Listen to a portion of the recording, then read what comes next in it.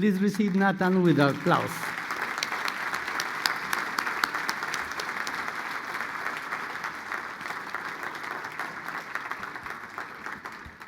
Gracias, Alvarito. I was probably not to be sentimental, but it seems I ate too many chicken hearts yesterday in Fogo da Chao. Thank you very much. I'm going to move to the next presentation. So, you have more pictures than me that I have myself. So I want to talk today about the thing that I don't totally understand yet. Oh, this for me? Yes. Sorry.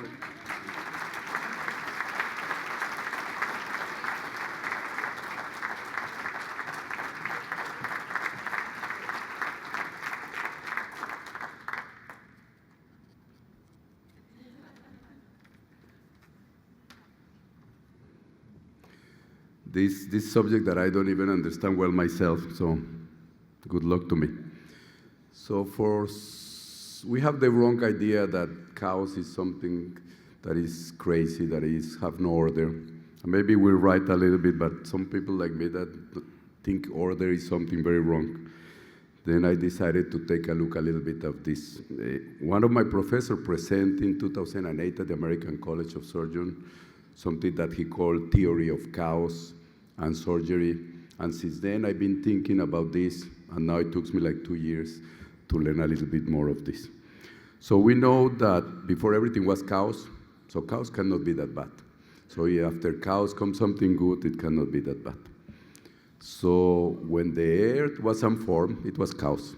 And then from chaos came everything. So chaos is not that bad. So the first person who mentioned this chaos, it was Henri Poincaré from France. And he is the person who is blamed to discover what they call a chaotic deterministic system, and this is the foundation of the chaos theory. Since then, books and papers have been published regarding theory of chaos for science, for nature, for medicine, for many other things. And basically, we always design in a mathematical way periodic behavior. So we know what we have, and we know what's going to happen. The chaos theory tells us that it's a non-periodic behavior from a non-linear system. And it's very clear to anybody that biological systems that are adaptive systems cannot be linear. It has to be chaotic systems. We are chaotic systems. So Dr. Edward Lorenz, if you remember well, one of his most famous phrases in his book is, when a butterfly moves his wings far away, you can feel the effect of his wings in the other side of the world as a storm. That is called the butterfly effect. So many of you have read about the butterfly effect, saw the movie about the butterfly effect, but maybe didn't go deep in the butterfly effect.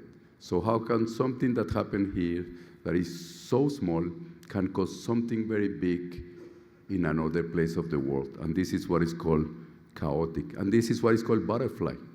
Because basically what you have here is a center, and this is the original graphic from Dr. Lorenz. You have a center that is the middle of everything.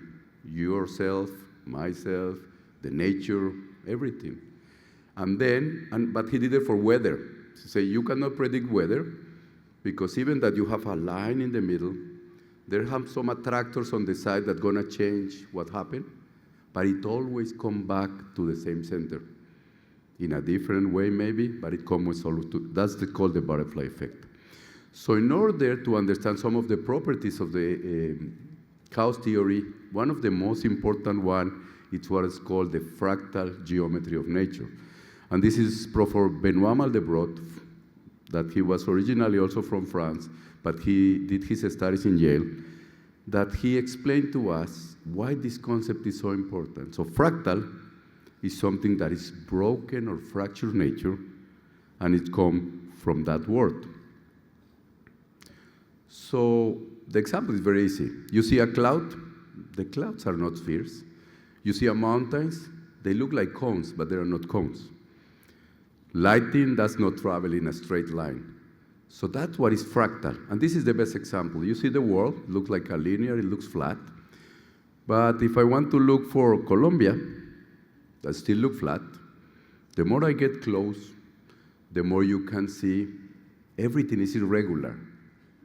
Nothing is flat. Everything is portioned and broken and irregular.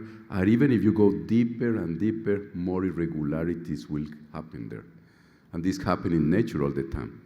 So to put it simple for me, fractal is a geometric object that is self-similar in all scales. And this is very, very more important for us. So this is fractal theory. Fractal theory, you can go deep in something, you can come back from that depth, and everything start to look the same, irregular, even if when you see it as a tall, it looks like something similar, but it's totally different but similar the more you go deep and you go up. That's the fractal theory. And this is fractal theory in nature. Look at this. But now take a look at fractal theory in anatomy, and this is where we're moving forward a little bit. You do understand that if you put all the long surface flat, you can feel a tennis court of all the elements that you have in the lung. And now they are compacted in our small space inside the chest. Why? Because fractal theory. Because we have, the more deep we go in the bronchial tree, everything is exactly the same, but it's not the same. It's irregular, but it's gonna do exactly the same work, and it's called self-similarity. But more than that, there is a fractal in dynamics that includes your heart rate, your respiration, and it's called, and if you have time, read this book from Goldenberg that is nonlinear dynamic for physicians. But look at this so we understand a little bit better fractal physiology. So a whale that is 10 million times heavier than a mouse. So you expect the anatomy will be maybe not 10 million, 3 million times bigger, 4 times million like bigger. Well, only 70% of more circulatory system they need. No 700,000 times more, no 7 millions. Why? Because of fractal theory. Because it's accommodating that way all the circulatory system that you don't need that much. It will work exactly the same at the end, and that's called fractal physiology. And that's the smartest way for a body to work. So complex variability, fractal structure, and dynamics is much more than just a homeostatic state that we are there. So what is important? When you are healthy, there is an order in that complexity. And some people say today that illness and aging is the loss of that order complexity. So the less complex we become, the more sick we become. The less complex we become, we're aging and we're gonna die. So probably for many of these scientists, this description is more important even for the surgical patient. And this is the other word that is important to me, attractors. Attractor is another phenomenon that tied together two mathematical fields, the chaos theory and fractal. So one cannot relate with the others. And that works for everything. So you have in a linear, unstable, chaotic, perfect state because chaos has order. But some attractor will change that chaos, make it much more chaotic, and like the butterfly goes, modify itself, and come back in a different chaotic state that is now stable again. So it's the same theory of that butterfly. So I want you to listen.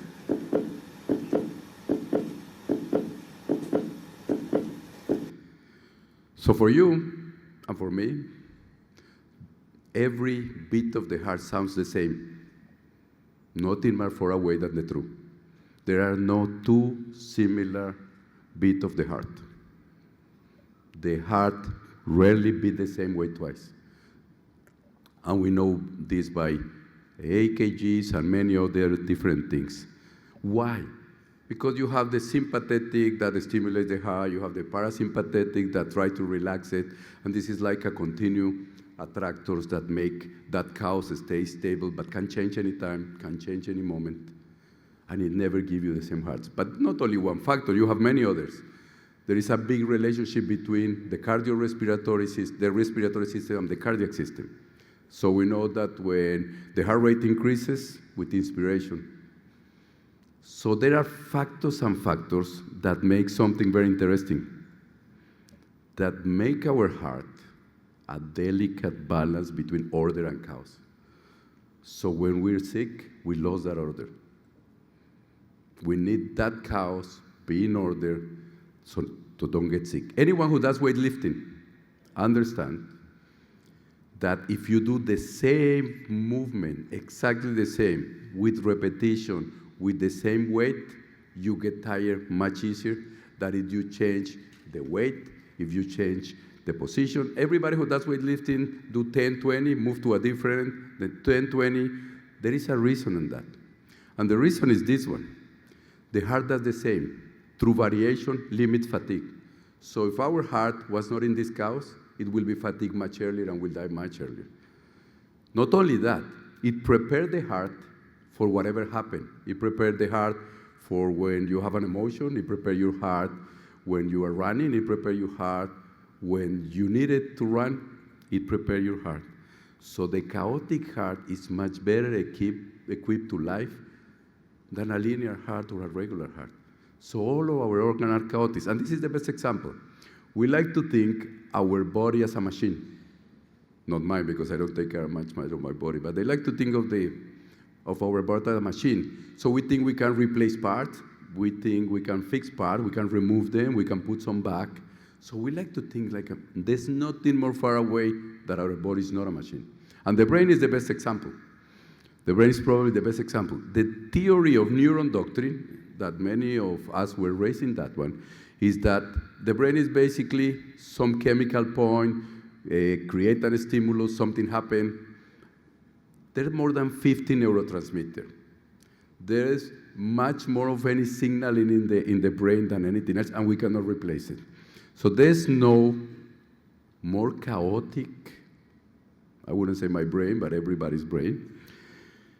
But what happened? Chaotic activity in the brain is the best critical process of learning. Because if I get a stimulus, for example, if I get a scare, if I had an accident, if I have a mistake in surgery, this chaotic state that caused in my brain will go like the butterfly, and when that chaos is gone, I will try to make sure that that never happen again, because I learn. That's how we learn. We learn through chaotic experiencing, and the attractor was the accident or was the stimulus. That's how we learn. So new stimulus create the emergence of a non-pattern chaotic state in the brain. And it's so smart what we have that it will create a new chaos that is patterned now. So when that happens again, it won't happen the same chaotic state in the future. So it's preparing us for that. So that's why you see now a lot of people recommended that we need to do these exercises with numbers, that we need to read a lot, then our brain is not going to get old. It's for this reason. If you exercise your brain, you create different chaotic states all the time that not only activate your brains, but the neurons will be exercised. They will learn, and they will continue living. As soon as we lose this chaos, the brain is gone. So that brings us that we don't have certain anything, and that's very important for us.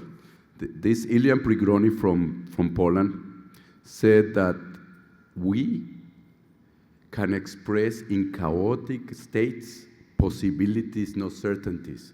And now we've been asked by lawyers, patients, or our own peers to be certain, no possibilities.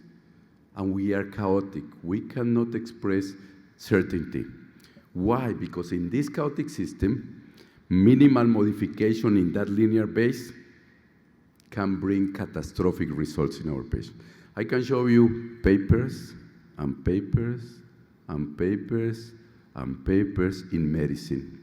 But I had to underline this one. This is a very interesting, how to predict the blood glucose system by Cow's approach. So they noticed that a glucose control by linear method like conventional ARMA exists a problem that results in frequent hypoglycemia. Even in the best control, there are some hypoglycemias. So this group of people decided, and this is a very interesting paper, that they can predict the fasting blood glucose in the short term when they can estimate the appropriate amount of insulin shot if they use the theory of cows. There are a lot of mathematics formulas to estimate cows. So with that, they understand that these attractors will cause hypoglycemia, and they prevented to make sure that that person received the doses before that. So know that you're going to get the insulin every 4 hours, every 2 hours, because we are not linear system. So there is use on that. There are many references, but this is basically what the scientists are telling us now. From seizures to leukemia, any disease is finally being recognized for what it is, an acute attack of order. But our order is cows. So some quick examples of use. Believe it or not, Sacchalares and Lecedemis. Sacchalares is a physician, Lecedemis is an engineer. Working together, they use a formula used for Lyapunov as the mathematician formula to detect and to understand cows. So they use a technique that can identify seizures in the making 90% of the time, with 75 minutes before that it happened. And you know what? They measure how much chaos is in your brain, so when they notice that the chaos is increasing, a seizure will come in the next 75 minutes, because that's what is a seizure. Chaos that is increasing, and believe it or not, a seizure is what's going to bring that brain again to the original chaos. So when they increase the chaos, you can get the medication, and you can prevent seizures. So imagine this. Imagine you can put a chip in your brain that when it detects this increase in chaos, it will send you the medication so we don't get more seizures. So that's something very smart. Imagine we can do the same for the new diet program, because this is what we have now. So we need something that is much better for us. But there are many other applications that I've been reading about it. You call it futuristic? I don't think so, because this glucose thing is happening now. So early warning heart attack. Imagine that through fractility, you can detect a tool that will distinguish healthy fractility from abnormal tissue based in fractal dimensions. Because we know the fractal that is big here, they should be exactly the same there. So if we notice there is a change in that fractility from the one we have seen to the one, maybe a cancer is coming. So maybe something is wrong. So the possibilities are many. The human body is a complex system that plays by the rule of cows, not by the rules that we want them to play. So let's move quickly to the surgical patient. We know a lot about the initial condition of our patient, but think about it, that patient is stable in a cows. So whatever happens in a surgical patient is highly unpredictable. Why? Because any trauma, any major operation bring a disturbed pattern than the one we have before. So we cannot predict the results. This is any patient going to surgery. It's in a stable, chaotic line that we call homeostasis. So, and then he's going to enter to whatever happens that is going to be more chaotic. Imagine these two cases. You're going to do a bypass, same surgeon, 60-year-old male, hypertension, low ventricular ejection fraction, diabetes, and poor renal function. And then you have a 42-year female with no comorbidity. Similar BMI. And then this patient go to the ICU and go home. And then this patient have some bleeding, need transfusion, ICU, ARDS, sepsis, multiple organ failure, laparostomy, prolonged stay, very slow recovery. Who was expecting that? Nobody. Can happen, you've seen it every day. So that can happen. Why? For the same reason, because the attractor in this case was the bleeding. And only that changed disproportionately what we have in our own cows.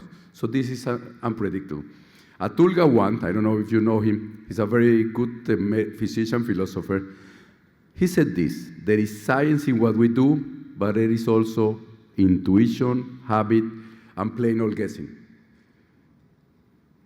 I changed it for educated gets work. Still guessing, but it's at least some educated gets work. And now, in surgery, the quest for perfection tells me, and this is where I am very confused, because I'm gonna do a surgery, or I'm in surgery, and now I need to remember what the randomized controlled trials tell me, and I need to remember all the statistical paper, and whatever I learned from these cows and attractor in the past is not worth it, because only what is in paper is worth it.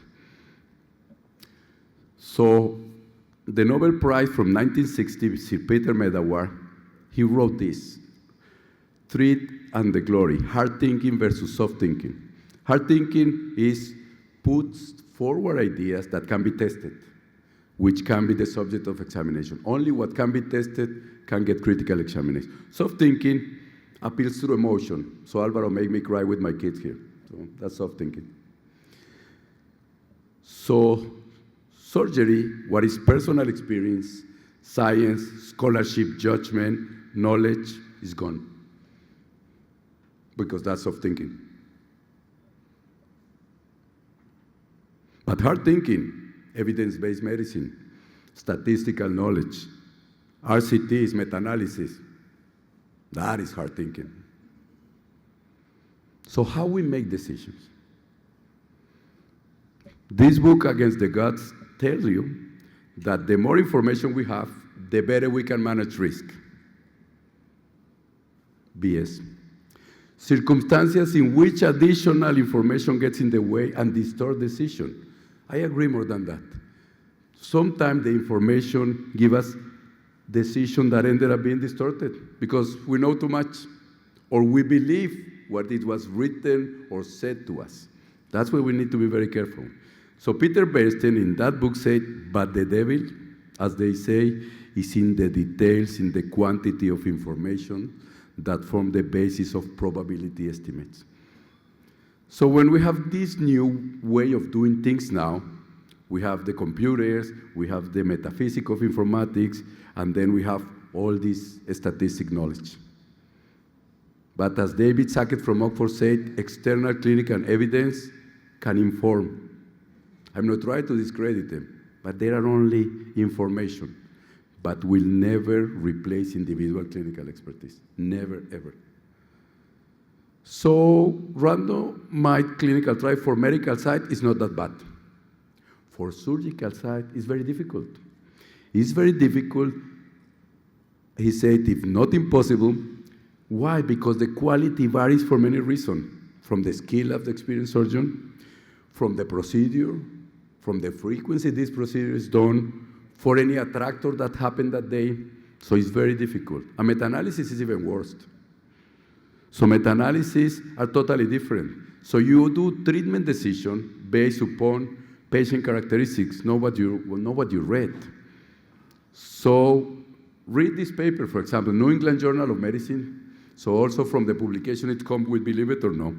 And it says that the outcome of the 12 large RCTs were not predicted by the meta-analysis. Then let's go more than that. He said that if there are no more RCTs, the meta-analysis would have led to ineffective treatment in 32% of the patients. So 1 of every 3 I will do wrong if I base only my information in that paper. And the rejection of usual treatment in 33%. So, welcome to literature. I know Scott is going to kill me for that. So, in this paper from Carson from the University of Carolina, this title, go and read it, but the title says it all: meta-analysis or meta-deception. And this is Albert Feinstein, father of the clinical epidemiology. And look at his 2 most famous papers: Meta-analysis, the statistical alchemy for the 21st century, and problems with evidence of the evidence-based medicine. And we take everything we read, evidence 1 is the most important thing, evidence 5, a stupid person like me tell you your experience is worthless. So, experience.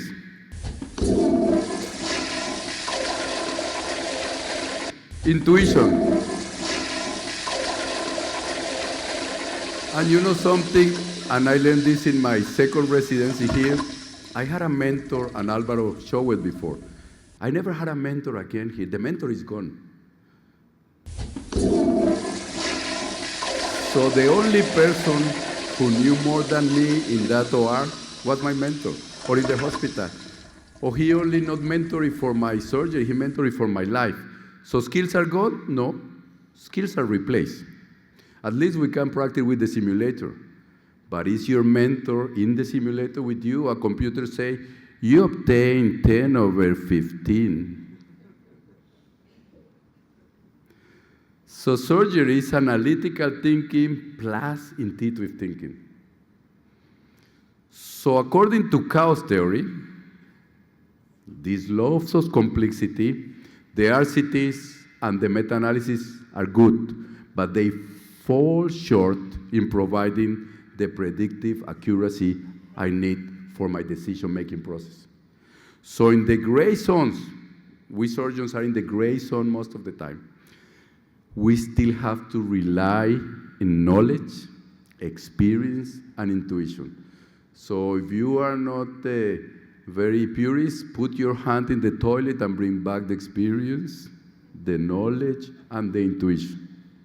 So in conclusion from that part is that the surgical patient is a highly unpredictable behavior. Surgery does not offer certainties but unpredictability, and it's a rational process of risk management and size of choice. So it's judgment, rational thinking, it's an intellectual activity, not a reading activity. So what is our aim now? Publish as much as possible? So now I'm mentoring through publication, deal with payers, be cost effective, defensive medicine and surgery, and be very good at passing tests. So let me show you how good is kids at passing tests. What ended up in 1896? 1895? Who can say no? The first cells were probably lonely. Yes. So, what about this one? Find text. Here it is. I'm sure all these kids thought the teacher were dumb like hell. And probably they were. But this is the one I find the most clever. I will give this kid, next one, the Nobel Prize of Smartness. You are to assume the role of a Chinese immigrant in 1970, write a letter home describing your experience. So he wrote it in Chinese. If you are a Chinese immigrant in 1970, you're not going to write in English. How you can fail a kid like this? I will give him a medal, bigger than the one you're going to get from me today. I'm going to give him anything he wants. So I love this kid. I want to meet this kid. So that's how we prepare our kids to do tests. Something is very wrong when Superman is praying in church. So either we look a way to correct it and repair it, or we're dead.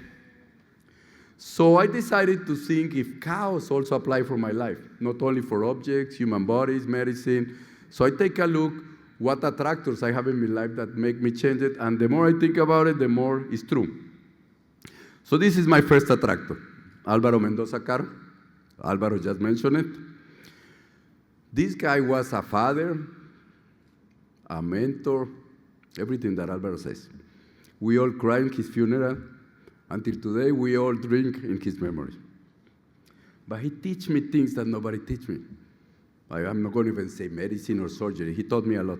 But he teach me this, for example, that equality not necessarily is justice.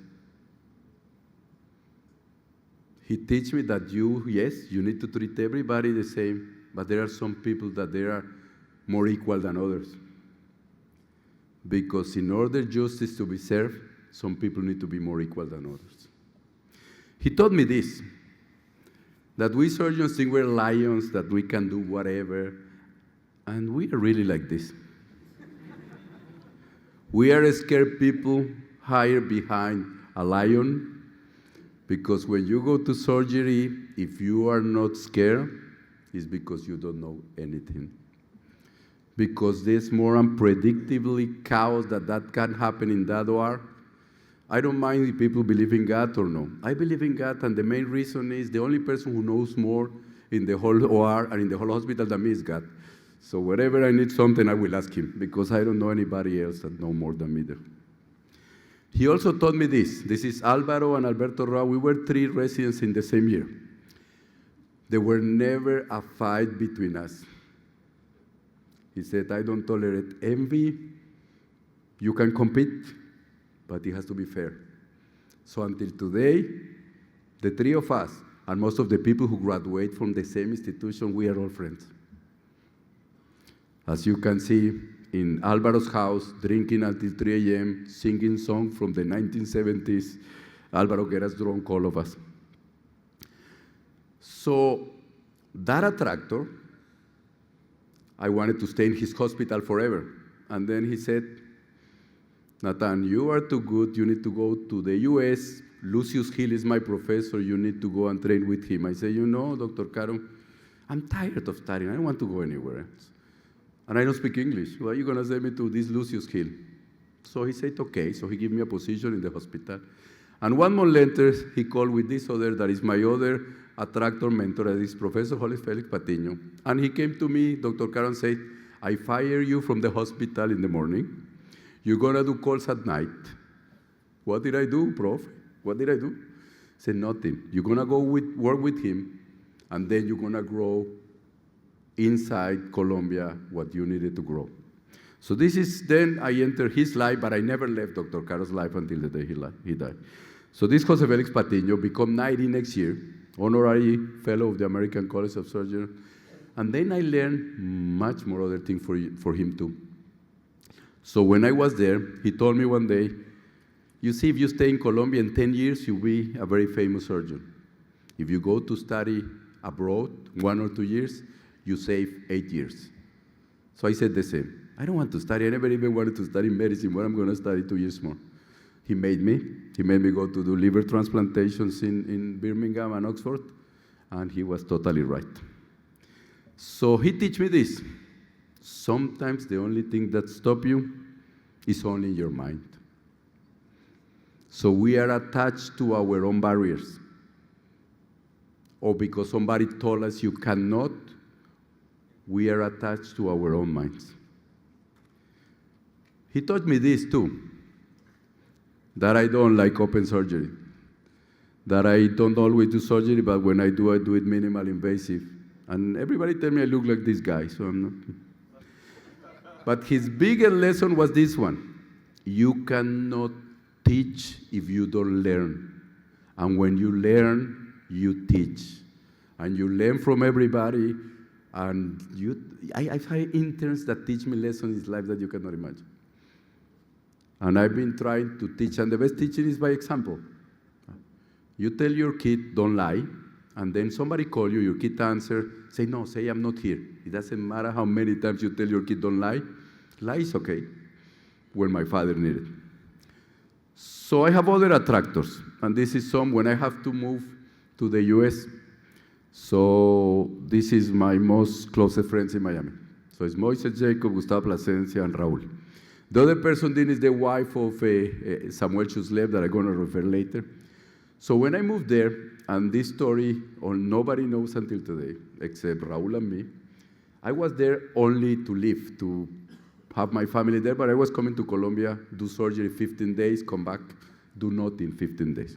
And then a person from stores called me. I said, there is this surgeon, Argentinian, so I didn't like it since the beginning. Argentinian surgeon, must be the lion. So he's there, he's just starting to work at the Cleveland Clinic in Fort Lauderdale. You need to talk to him. Okay.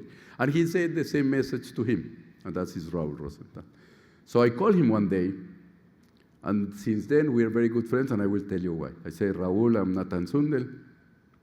I don't want to work here. I just came here because I want to live. I want my kids live here, but they told me we have some common ground, so so we can meet. So he didn't invite me to his office. He didn't invite me. He invited me Sunday with my family to his house to go to the beach. And the only thing he asked me is, what's the name of your wife? How many kids you have? And we didn't even talk about medicine the whole day. So that's what I love Raul. Then I have the opportunity. So you don't know Raul as I know. So I had the opportunity to proctor Raul at Fort Lauderdale for the band, and then we were closer than ever. And then he moved to the Cleveland Clinic. He and the other two guys were the people who pushed me to take the boards more than anybody else. I hate him for that today, because I spent the 2 longest years of my life, but thanks to them, I got my boards. So then the gastric band came. And the company said, Nathan, you live in the US, you don't do anything. They didn't know I was happy. And they said, okay, we need you to train people. Okay. Then I met Raul's partner, Sammy Somstein, that is the most funny person that I know. And we became very good friends. And then the second gastric band came. To the first band, I met as many people you cannot imagine. So I met a lot of people. And then to the second gastric band, 2 attractors happened. One is the gastric band. And this is the second one. This is my son. My son used to cry a lot because the Miami Dolphins always lost. So I don't know if kick him, fire him. I couldn't kick him because I was in the US, so they're going to send me to jail. So there's nothing I can do. So I said to him, you know, it's okay if you go for 2 teams. Go for the Falcons. Michael Vick arrived to the Falcons. Everybody loved Michael Vick until he killed all these dogs, but everybody loved him. So my son went for the Falcons. So the second gastric band and the Falcons put me together with Jaime Ponce. Because Jaime lived there, we went together to many games, and Jaime Ponce and I proctor everybody for this band outside the US, inside the US. We went to Guatemala, we did many things. So it's an attractor. Changed our lives. I'm sure he changed some of his life, my son's life, his life. So that's what attractors are. And then through them, I know all these other people. And then you start to create like a mountain of, so if that didn't happen, nothing will happen. So it changed my life. And then you met all these guys, most of them you see in here. And then the sleeve appears, other endoscopic, bariatric endoscopy. And then friends like Estuardo that I know since I was a kid because he's much older than me. His son is here for sure. Manuel Galbao, Juan Antonio, Almino. So it's like a chain of people that will never ever happen if you don't do this thing and you allow them to happen. This is the person who made me laugh, abusing me, because we were in Los Cabos, and he said, you never laugh for pictures. I don't. So he grabbed my ass, yeah. I was waiting for your authorization to say it. So Alan Whitgrove grabbed my ass, and I wasn't expecting, so the 3 of us laughed like stupid people, and somebody took the picture. So I apologize for this picture. So then I knew them. I knew Alan through Raul. I knew Kelvin for many courses, probably through Alan and Raul, and then through this presidency, I become much closer to him. Luigi, believe it or no, I don't know Luigi by IFSO. I knew Luigi in the transplantation program, and a week ago I learned that Lillian Cow was to the same program that we did go. Luigi left the program when I arrived, but Luigi came back for research the whole year, so that's when I met him. You know Luigi, so he came for research to the service most of the time, and then so many other people, corporations.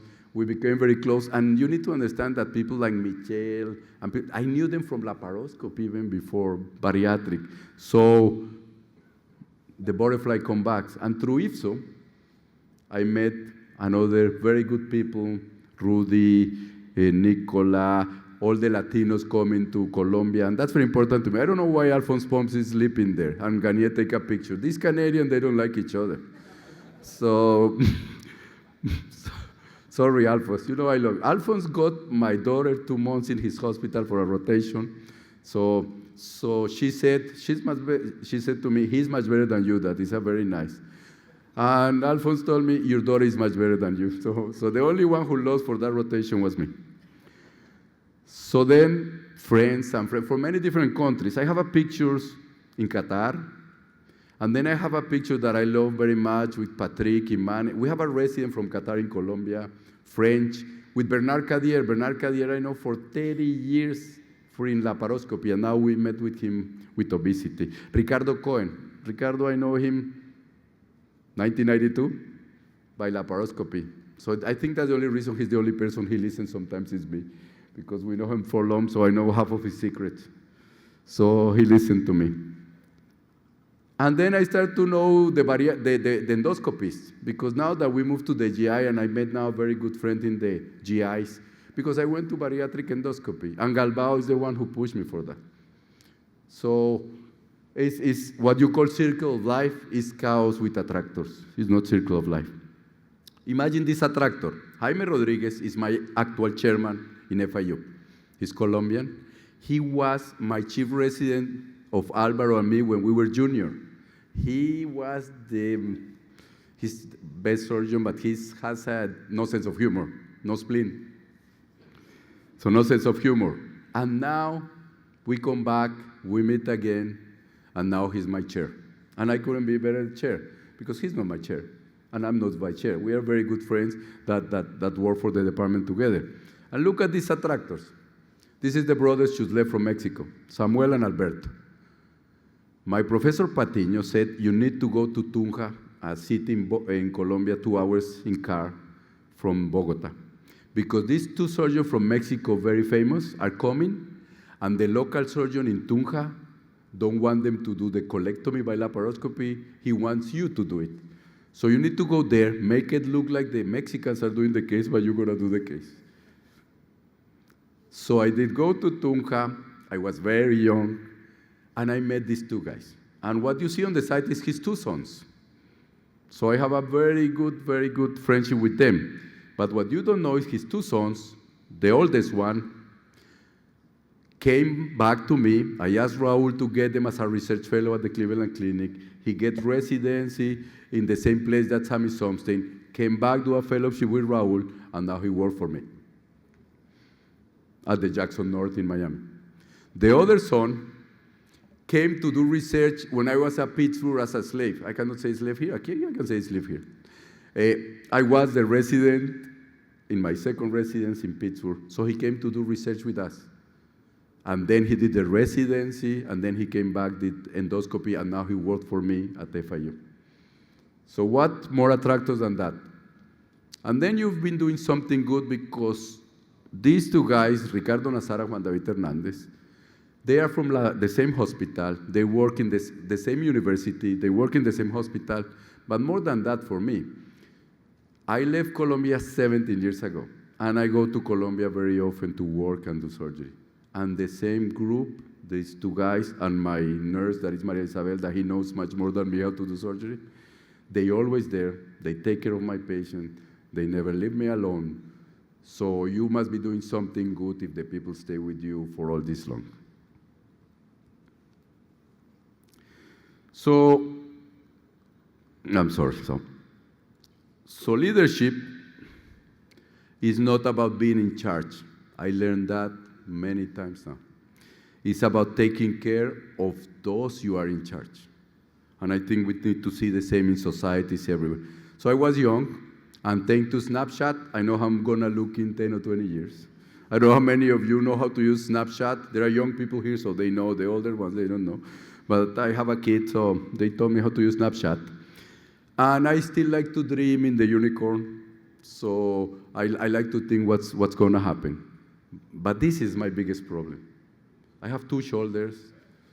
I have one devil, one angel, and I don't know which one is talking to me from time to time, because I don't hear well from the other one. So I discovered a lot of things when I took a look at this. First one, I have another FACS, FASMBS. I'm CDO. I discovered this like 3 years ago. And this is CDO. It's like OCD, but the letters should be in order. So I'm CDO. I'm not COD. Okay, so I didn't know I was that, but now I know I am. So that's not very comforting. Second, I learned that I only need 2 drinks a day. From one, I need 30, from the other one, 1. I learned that the wine is for my heart, and the Coke is for my soul, so it can stay dark. So if you touch my humor, is what you're gonna see like this. Also, I learned that we criticize a lot what happened now, but we did the same. What is the difference of reading everybody newspaper that texting now in the phone? What is the difference? None. So we need to take a look and don't criticize as much as our young kids do and understand that maybe we did the same. Also, I learned that other people say much better things than I do, things that I want to say. So I learned from people who write things and things about philosophy. I love philosophy, that's what I wanted to do. But one day at the age of 30, Professor Patiño, I was giving a lecture and I spoke only philosophy. And when I finished, he called me and said, "What did you do? You don't understand, you are too young. Philosophy when you're 60. So I'm still waiting for another 6 or 7 years. So I learned this too. And I've been trying to teach this to Raul for a long time. Who cares? Who cares if people want to do a robot? Who cares if people want to do single side? Who cares if people want to do this? As long as they are done in a proper way, and as long as new ideas come, and if he cannot care, I mean, he's much more looking than me, so I don't need to care, that everything is not a fact, on the contrary, it's perspective. So we need to be very careful there. Also, I learned that the government is worthless. So now we want to give to the government all the power, and they ask me if I'm dead, so I've been dead, so yeah, brain dead maybe. Also, this is one of the philosophies that I always try to express, and I finally found it in Stephen Acheson. The key to getting what you want in life is helping others to get what they want. Also, this is my confusion, especially now with the presidents in the US, Tracy. So tell me, where shall I go? To the left where is nothing right, or to the right where is nothing left? So if you think you're confused, I'm very confused. So this is what I want, almost finished. I wanted all the time to reset the world. And it happened very often this year. This year has been long, so these people helped me not to kill myself or kill other people. I wanted to reset the world because there are very confusing things that I don't understand with politics and things like that. So these people helped me. I had the best time. So this slide just to thank the people who work for IFSO, Manuela, Francesco, all the people. I have the best Napolitana pizza doing a conference call. They bring me Coke Zero, no wine, so it was perfect being in Napoli. But I also want to mention this. This is my family. Alvaro talked about my father died when I was much younger. And these are my kids. So I should be doing something good and my kids still want to talk to me. My daughter called me to New Orleans. She was in Tulane, because in Tulane, in New Orleans, you can drink at the age of 18 if you are with your father. So she called me just to go to a restaurant with her so she can drink. Mama, she was drinking in my house since 14, but now she wants to make it official. My son still watches every game that he comes with me. My little one still does the same. This is the day she graduated from high school. But most important, I didn't spend much time with them, but they're very good siblings.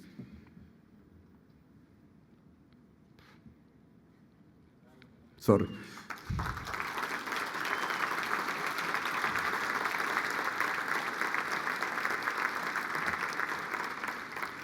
And I have 2 kids now, 2 more. Freddie is the dog of my son. Luna is the cat of my daughter. And they taught them also to get along very well. So if they learn that, that's enough for me. But they also learn this. They're Colombians, but they're Americans. One doesn't exclude the other one. Are you Colombian? Are you American? No, one doesn't exclude the other one. I'm Colombian and I'm American.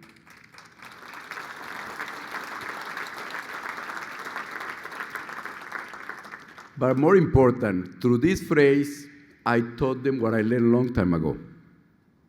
My kids used to make fun of my accent. They used to bring their friends, Dad, say 3, and all the friends laugh. So I taught them there. You speak now 3 or 4 languages because I made you. But never make fun of someone who speaks broken English, because it means they know another language. Wherever they come from, they know another language. So I tell them, if you want to make fun, then go and learn another language, and then you'll be broken. And then somebody will make fun of you, so you laugh. Don't take it personal, it's not. So they still think I'm a good father, and I never was there. But more proud of me, they can tell me in Spanish, in English. So for me, I'm very proud that they can do that.